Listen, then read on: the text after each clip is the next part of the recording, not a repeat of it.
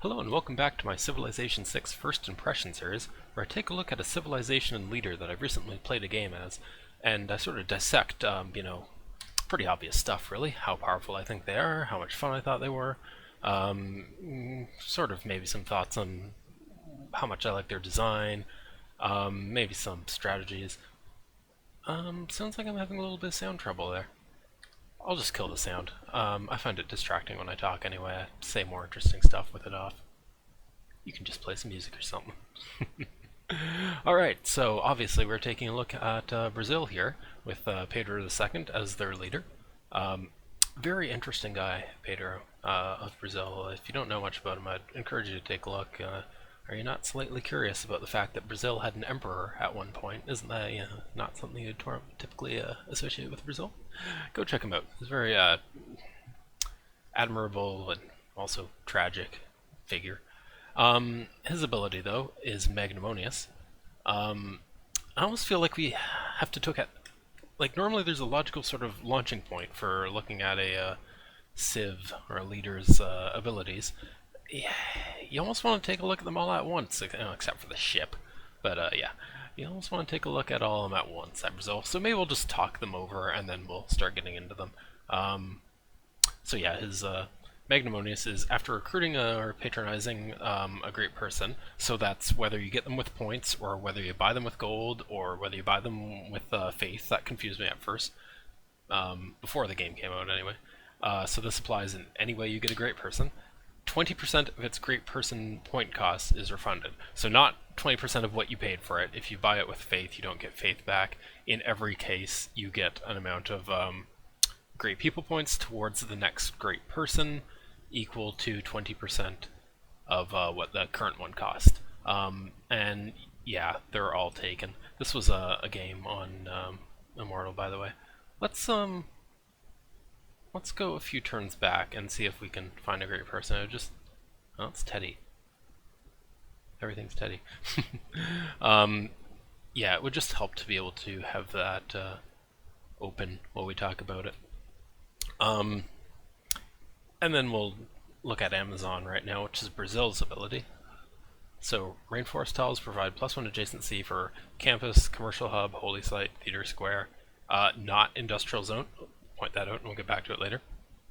Rainforest tiles provide +1 housing for neighborhoods built adjacent to them. Now I'm actually kind of curious about the wording on that.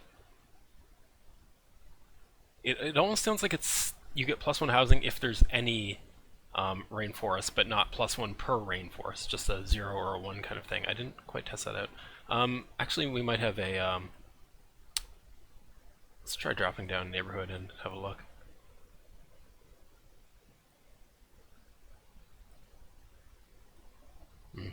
Let's try in this city.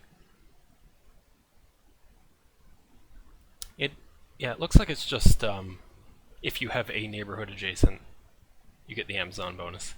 Otherwise, I'd expect to see some of these get even higher. And really, it doesn't.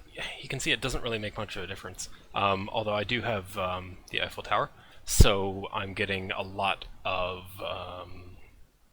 appeal in my lands, which is probably throwing off how realistic those numbers for the neighborhoods are. This looks kind of funny, doesn't it? Why does it look like that? Oh well, that's unimportant.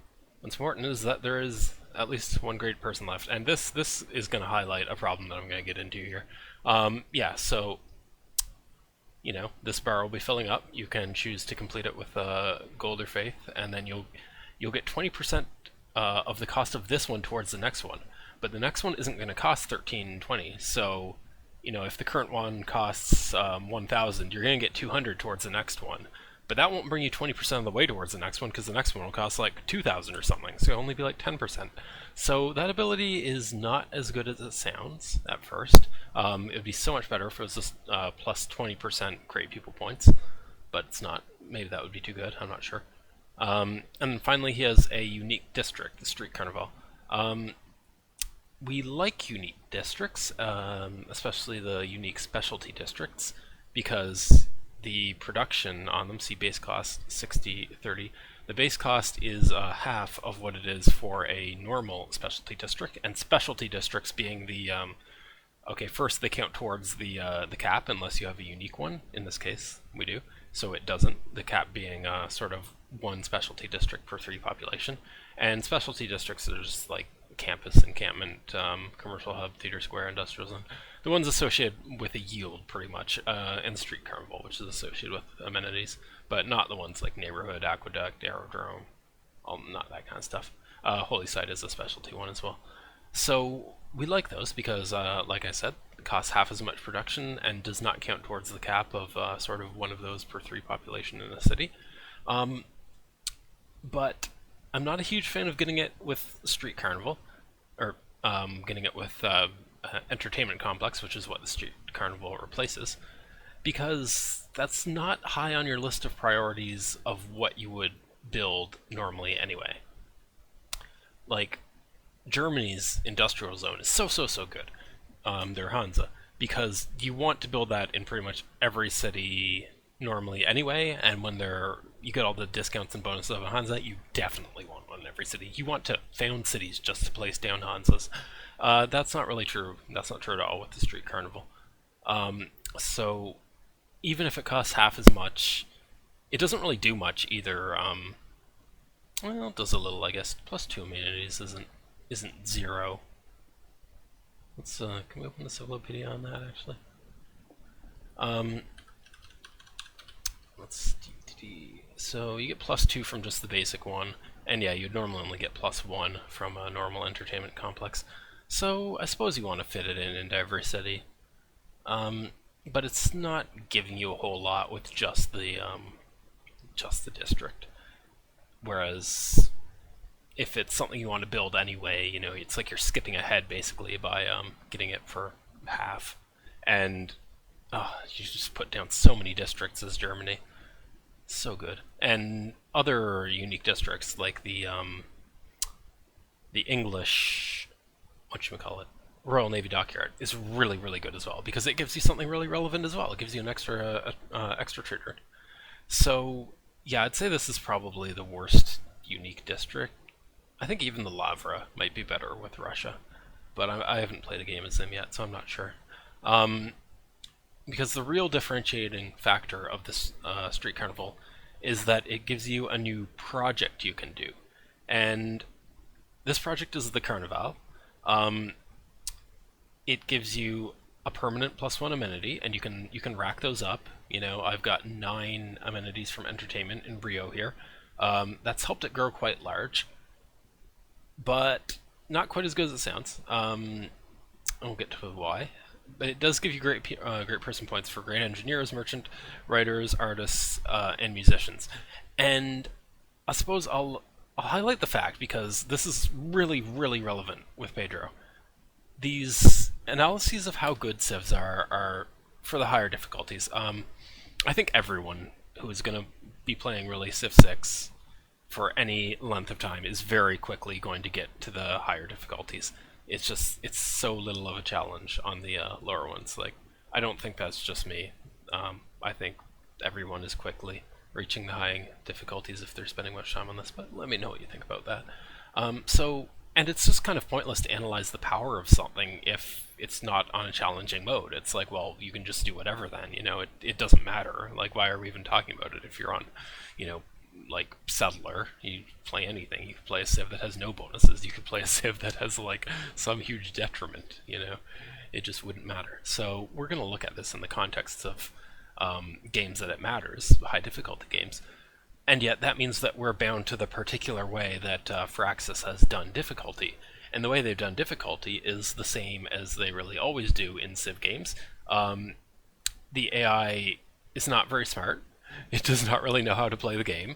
And it gets just tremendous bonuses in order to make up for that. And it doesn't really balance out, like, just because there's no amount of bonuses you can give it that are going to make it play the same as if it knew what it was doing. The way it tends to work is pretty much the same way it did in 5. The AI will have a very large advantage at the start, and then, by the late game, they'll typically be, sending big carpets of, like, spearmen towards you or something, and spearmen that have inexplicably been formed into armies. Um, I thought they were going to give me a run for my money on the victory this time, but actually I won it with culture. It was a little. I'll talk about the game at the end because there's a little bit to say about that. But yeah, they didn't really seem to know what they were doing. So it's just a question of whether you can get ahead and whether they snowball, because sometimes they will accidentally figure out how to play the game. Like they'll make a blind whatever finds a nut. A blind squirrel finds a nut now and then, right? Broken clock, bleh, a broken clock, not a broken crock. A broken clock is right twice a day, right? If you're on 12-hour time. So what I'm getting at here is that, occasionally even the stupid AI will play the game well, and then those bonuses will stack on top of that. I mean, not well, but they'll do less badly than usual. Like they won't walk a settle, their extra settlers that they get for being deity difficulty. Now and then they won't walk one of those 3 into a barb camp. It happens. Most of the time they will though. Yeah. So it seems so much up to luck whether or not the AI uses their advantages well, or like needs them, or how much it gets out of them. I mean the advantages are always the same, but the big variable is whether it just does dumb stuff like losing all its settlers and settling in the snow, these kinds of things. Yeah. So what we're really trying to get at here is the idea that since the way the difficulty is done is not representative of I mean, I don't really want to get into the topic of multiplayer because that's a whole other thing, but it's not representative of how the game is balanced around. Like the game isn't balanced around the way the high difficulty works. The game is balanced around the assumption that people are on even footing. But these types of ways they do difficulty actually hurt a civ like Pedro a lot more, because he has, we've talked about this before, his main ability here is something of a win more ability, right?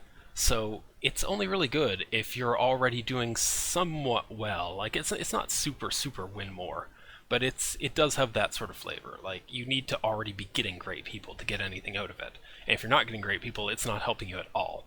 And what I actually noticed a lot playing this game was, we like imagine I'm like up here, I'm just out of reach to buy this out, even if I wanted to, but I kind of also want to save these, so I don't really want to. I want to finish it naturally. The AI would get to like here, and then it would buy it out. Like they just have so much gold and faith, and they have so much of everything. They can do it all. You can't.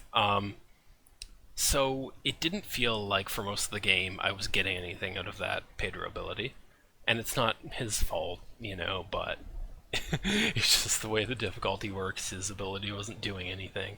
And I only started I was doing cultural victory. I only started getting the writers and artists and musicians. I mean, musicians you get kind of late anyway, but I didn't get my first writer until nearly the modern era. It was nuts. And then I got enough of them to fill up my stuff, my slots. But I feel like I would have done that anyway, no matter who I was, because after a certain point, you can finally snowball a bit in your one particular thing you've chosen to do, and you finally get ahead of the AI, which is just doing everything. You get ahead in that one little thing. I got ahead finally towards the end of the game at getting great cultural people, whereas the AI was just getting every type the entire game. Like every single one of them had like 10 great people points in every category. It was nuts. So yeah, that's the problem with his main bonus there, and it's also sort of the tough thing about his the Carnival there, because this isn't just something that you build and you get a passive bonus from. You need to keep pumping resources into this project, So you kind of need to reach the point where there's not so much opportunity cost to this anymore to be able to justify repeatedly pumping it out. And that's going to be the point where you've built most of your main infrastructure, and you've like put enough of the build. Like I didn't even end up building some stuff like power plants and zoo and these like AOE buildings for amenities in my free street carnivals here, because I was just trying to pump out these carnivals. So it's not for free. There is an investment that you need to make, and yeah, you get you get a wide variety of great people points, but that's not really helpful when all of the AIs are getting, a whole bunch of those types of people anyway. You need to focus on a certain type that you want. So this doesn't really super help as well. I didn't compare it directly to the Theater Square Festival, but this seemed to be about 30 great people points. I think the Theater Square. I think that's something like 20 or so for each of those. So it's not that much better. And one thing that's interesting as well is you would think, oh, it's a civ that's going to be based around doing this project, this district project. Like, I'm going to slot in democracy and get this 30% to projects, right? Well, slow your roll. What exactly does this bonus say? 30% bonus yields from district projects. It's not 30% bonus production towards projects. That would be really good with Pedro. No, it's yields. And I tested this. This does not affect the Great People Point. This would affect, like, if you're doing Theater Square, the culture that you get. 99% sure about this, because I did Carnivals before and after adopting democracy. I didn't see any difference in the amount of Great People points I got. And it's not going to give you plus 30% of an amenity. That's it's an integer, is what I'm trying to say. It's, you get 1 or 2, you don't get 1.3 amenities at a time ever.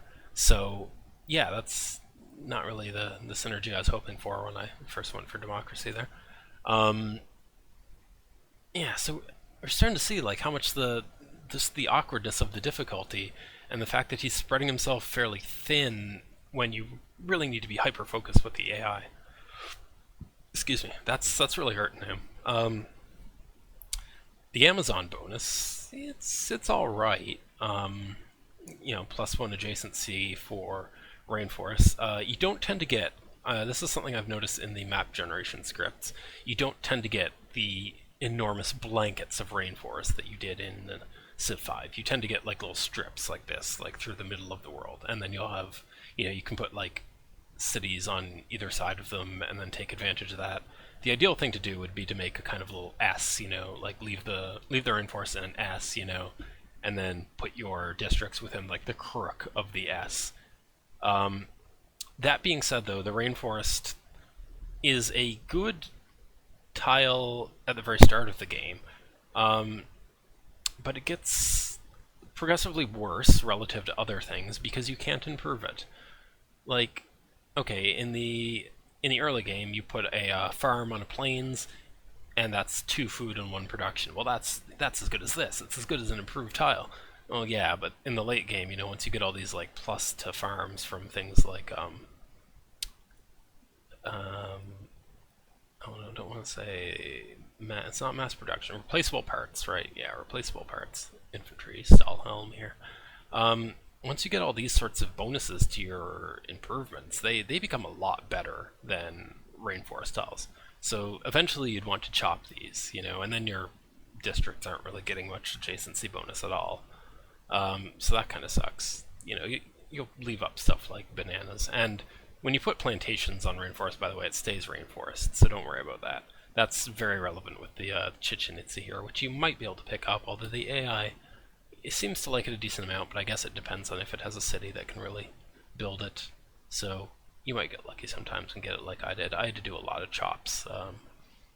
I don't know how close the AI was to getting it, but I really felt like I was about to lose this. And you don't get very much production from rainforests. They tend to be a more food heavy, but then like the types of lands that you like, okay, yeah, these natural resources sort of appeared later on, or these strategic resources. But I felt like my production was really hurting due to the terrain. So these types of bonuses that sort of feel like they're just doing a bit to make up for the problems with your start bias, that's not really helpful as an ability. It's like, okay, you have a bad start bias and instead of having a real ability, you have an ability that kind of makes up for your start bias, but not really. Cleo has a bit of this trying to go on. Peter has some of this going on. It looks like Pedro does as well, although rainforests aren't that bad. It's just that you want to chop them. You eventually say, okay, the improvement that, I have the builder charges now. The improvement that I'd want to put there is better. It's time to chop. And here you're kind of like, but then I'm losing stuff, like it's not enough probably to justify not chopping. Like I probably should have just chopped all this and said, okay, to hell with my adjacency bonuses. I'm just chopping. Um, Rainforests reduce appeal as well. You can't really see it here because I'm Eiffel Towering this stuff so badly, but yeah, like look how gross the appeal is around here. So that the neighborhood thing is only really offsetting the bad appeal because, of course, the housing from neighborhoods is based on the appeal. So that the +1 housing for neighborhoods near a rainforest thing, it's only really offsetting the bad appeal of of rainforest, isn't it? So that's not that great. Yeah, so that one's not very good, I don't think. Um, then we've got this ship here that he gets. And I want to like it, but I just don't think I can because it just feels like there's I've got one here actually. The building a navy in this game just feels like something you need to like opt into, and there doesn't feel like there's really anything forcing you to do it. In Civ 5, there was the difference between land traders. Sorry, almost dropped my laptop. Um, the difference between land traders and sea traders was enormous. You definitely wanted to be able to get sea traders if at all possible. So that forced you onto the coast, and you had to have your city on the coast. There was none of this like have your city, like up here and then build a harbor here, and you have access to the sea. So on one hand, it's like, oh, I can easily opt into being on the sea or not. But then it's like, yeah, but so can everyone else, So I mean, I seem to have done a decent amount of it here, but you know, what am I gonna do with my navy? I mean, this is a Pangea, okay, but just imagine these are like the sides of continents. What am I really gonna do? I mean, if I'm gonna go for a domination victory, which I don't think Brazil is, I would have to have a land army anyway, and like bring them over and land them and invade the rest of these cities, right? Like because my navy's not going to be able to do much. It'll take a few that happen to be on the coast. Oh, look, this one's not. Pretend that's an AI capital or something. You're screwed.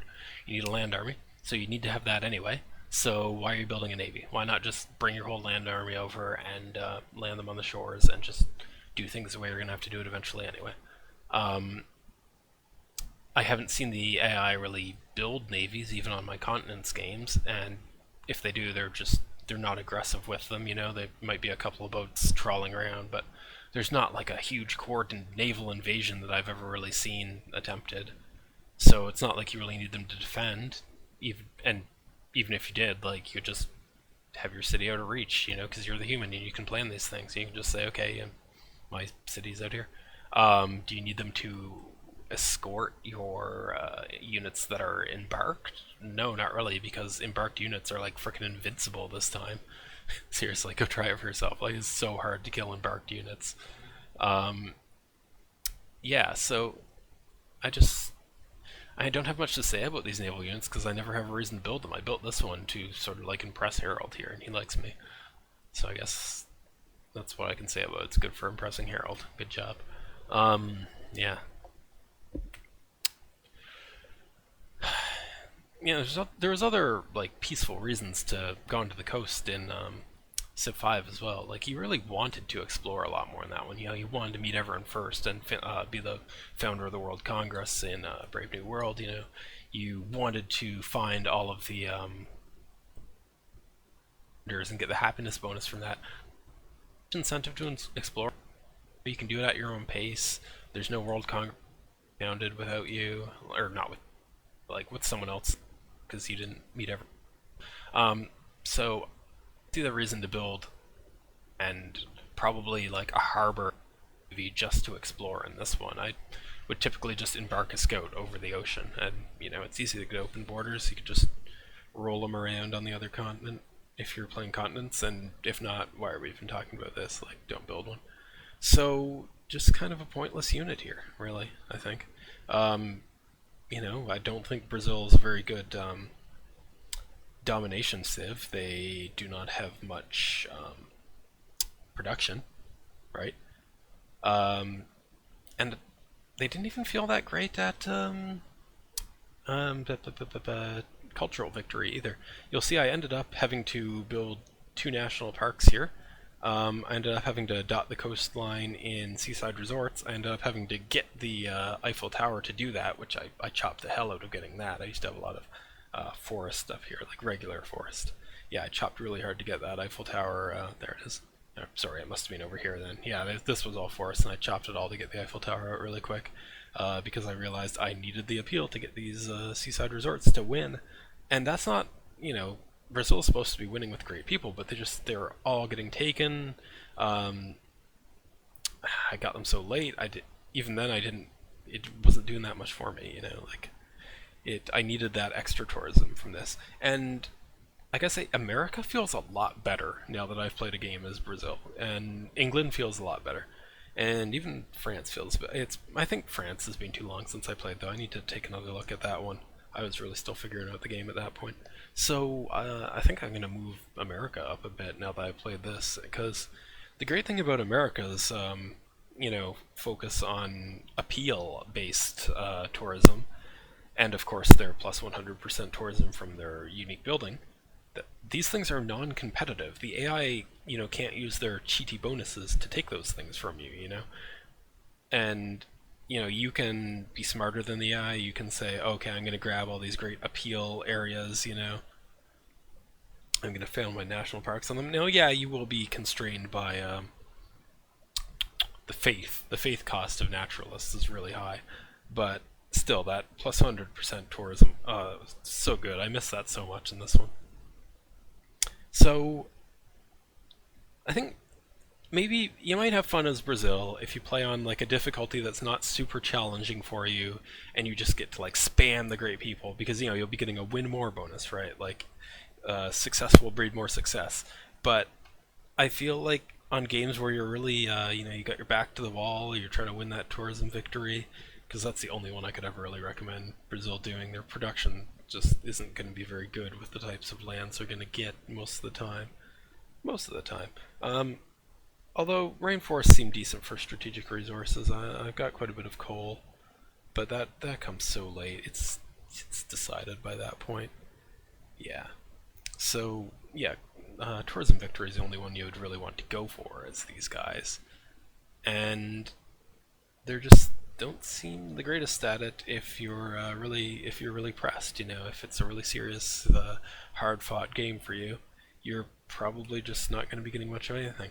So they're still kind of fun. They'd be fun to like stomp the computer as go down to Prince. If you're just playing a casual like weeknight game and just get all the great people and be like ha ha ha, Civ's so good, and then go try it on Immortal or Deity or something and be like, oh, maybe not. So I'm actually going to put Brazil in tier 3, and I'm going to move America up to tier 2. I think I'll do a real list at the end of all this. I'm just sort of mentally keeping track and giving my thoughts. Um, I I do like the design of them. It's the difficulty that's causing the problem, and the way that like not the scale of the difficulty, because I don't think it's that hard, but just the way the difficulty is applied makes their bonuses fairly useless. And if you're curious about this game, by the way, that I'm you know letting you see the aftermath of, I'll tell you a bit about it. So I started over here. I had Egypt quite close to my north, and Arabia, yeah, pretty distant down here. I was able to get quite a few cities out. Actually, I settled this one very late in the game. I was surprised this wasn't taken. This was on a little river system here. Oh yeah, that's not going to tell me anything anymore. Yeah, there's a little river system here, and there's nobody settled that. And eventually, I said, well, I'll take it then. But these were the cities I founded earlier. Oh, you'll see if you looked at my initial the save from after I won, because I haven't won yet in this save. It was like 10 turns earlier. I had a city here, and the reason I put a city here was to put yeah, I wanted to get seaside resorts here, and I think here as well. Um, because if they're outside the workable range of a city, they don't give you anything. Like, if they're not within the 3 tiles, it's not because they're being worked. That doesn't matter. But what matters is, I don't think I have any there. Yeah, I've not placed any outside. But if you hover over this, if you go to a seaside resort that's like 4 tiles out from the city, and you hover over this, it'll say generating 0 tourism. So you can't just have seaside resorts like 4 and 5 tiles out from a city doing anything for you. They don't. So that's why, to get some of these lands here to be useful seaside resort territory, I ended up settling a city here. And that's showing you just how much I needed like an extra shot in the arm, because my great people, like, it just wasn't doing it for me against the higher level AI. Like, they'd gotten a bunch of their own, you know. It's a competitive resource, great people. There's only a certain amount. Um, One thing that set me back a bit in this game, though, was Arabia declared war on me, and they had just gotten Mamluks quite early, which are they're like knights that heal. They have like the March promotion from Civ 5 kind of thing. They heal at the end of every turn, and they brought them up here to Rio, and they just pillaged all of my districts in Rio, um, and like this other city as well. Recipe. I don't even know what this is. Yeah, so many district and buildings in the districts got pillaged, and when that happens, it takes so long to rebuild. I think that's really overly punishing. Like, the only way against that is if you had enough of an army to defend all your districts from ever having a enemy step on them. And it was really annoying with Mamluks, because you'd keep plinking them with the city shot and your archers, and they would just be healing most of that damage every turn. So that did set me back as well. So that may be part of the reason this game felt more difficult. These are first impression videos, right? So maybe in the end I'll decide Brazil's great, but I don't think so. Um, yeah, what else was I gonna say?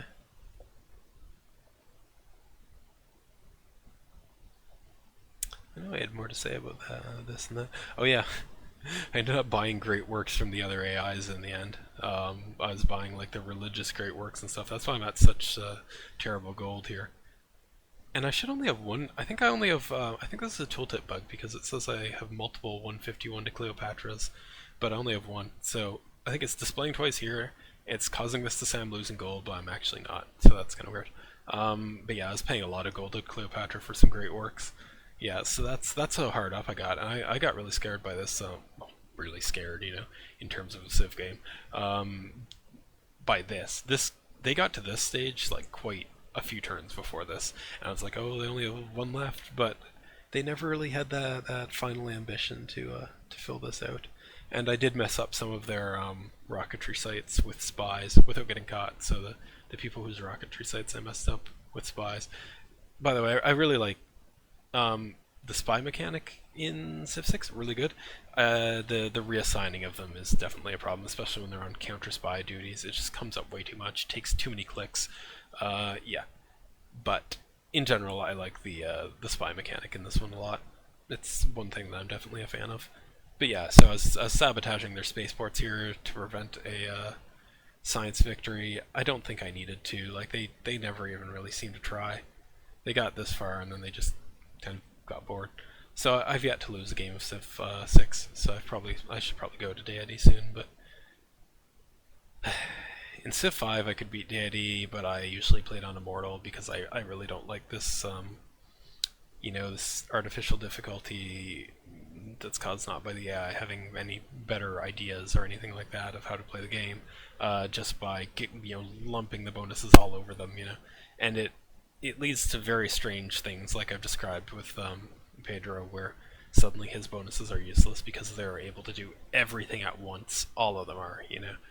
So I probably won't be a very big fan of deity, and I I don't find games fun a lot of the time unless you're kind of pushed. Like, I love the feeling there's something on the line, that your decisions matter.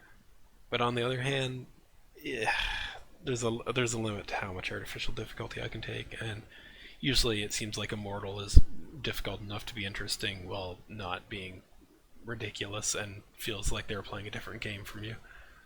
Anyway, these are sort of unrelated things. But yeah, so I really had to pull out all the stops to win this. Well, I felt I did anyway. And that's another thing, is one thing I hate. Well, hate's a strong word, isn't it?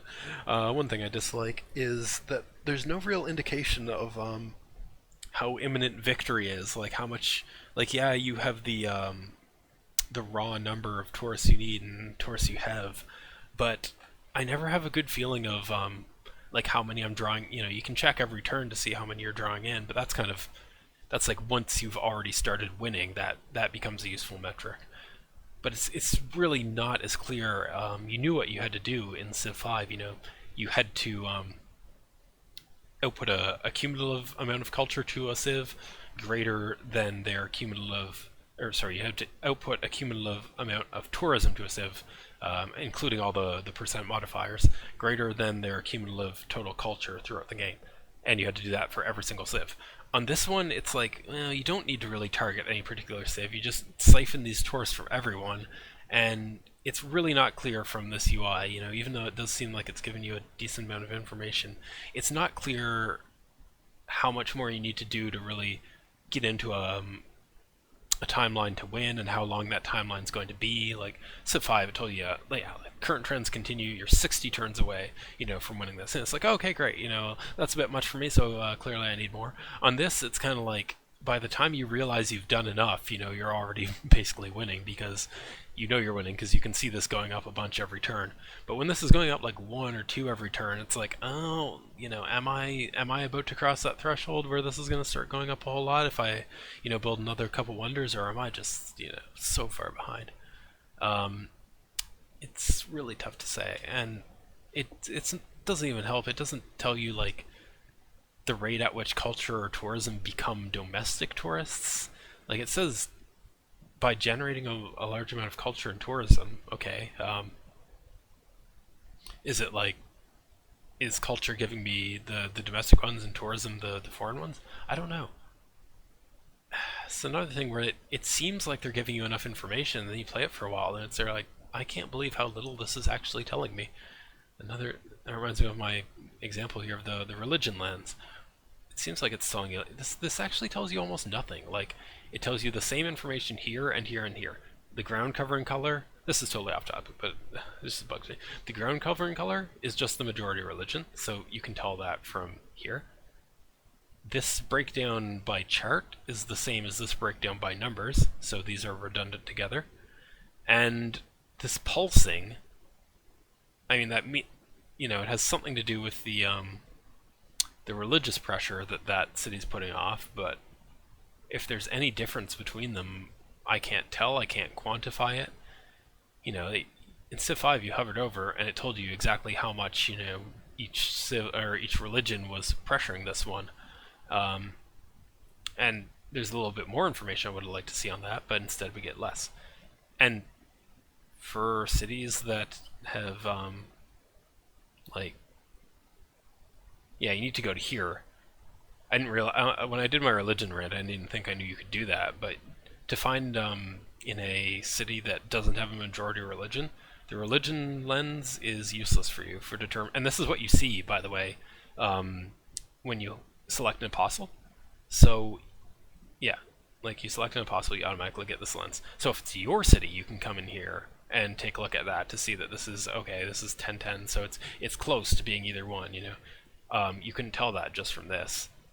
But that only works for your cities. You're back to not being able to know that for enemy cities that don't have a majority religion. Like, are there any? I guess there aren't any, but when there's serious religion wars going on, I guess Madrid. Yeah, Madrid. Okay, yeah. I don't know how many followers of each religion are in Madrid. I have no idea. I have no way of knowing because it's not my city. So I can't click on it and go to view this. So many disappointments with the UI in this game. Maybe the playtesters knew the game so well already by the end of it that they're just they don't even see these things anymore. But I don't know. I've played 200 hours of this game or something by now, and I gotta say I'm so frustrated with the UI. Shoving so much info at you, but so much of it is redundant or pointless. Yeah. Anyway, this episode has gone on more than long enough. Oh god, this is gonna be as long as my America one. I can't seem to keep these things short anymore. I have so much to say. Okay, see you guys in the next one.